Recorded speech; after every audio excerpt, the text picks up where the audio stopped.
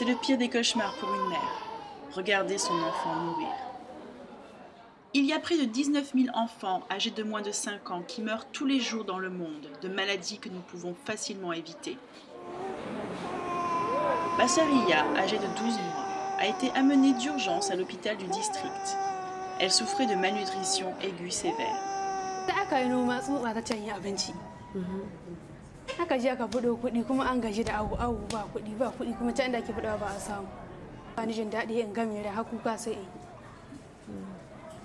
La majorité des habitants du Niger sont agriculteurs et consomment ce qu'ils cultivent, ce qui rend leur situation fragile et les enfants très vulnérables.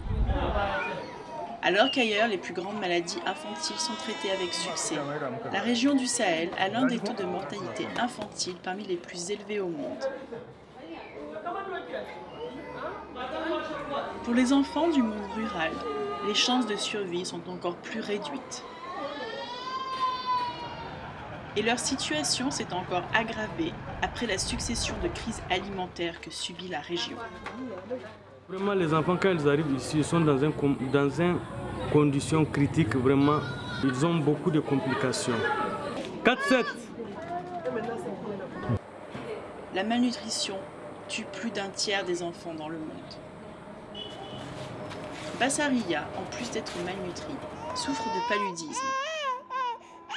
Cette maladie que l'on peut éviter tue un demi-million d'enfants chaque année. Beaucoup vivent dans les pays du Sahel. Mais les efforts conjugués du gouvernement du Niger et de ses partenaires, dont l'UNICEF, ont permis de sauver des centaines de milliers de vies.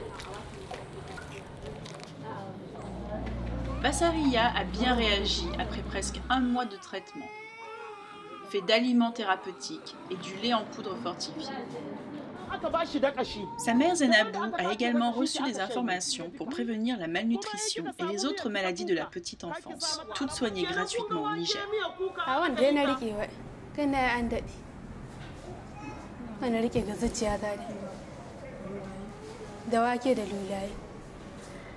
Et après avoir reçu des gouttes de vitamines et des suppléments de fer, elle est maintenant prête à sortir de l'hôpital.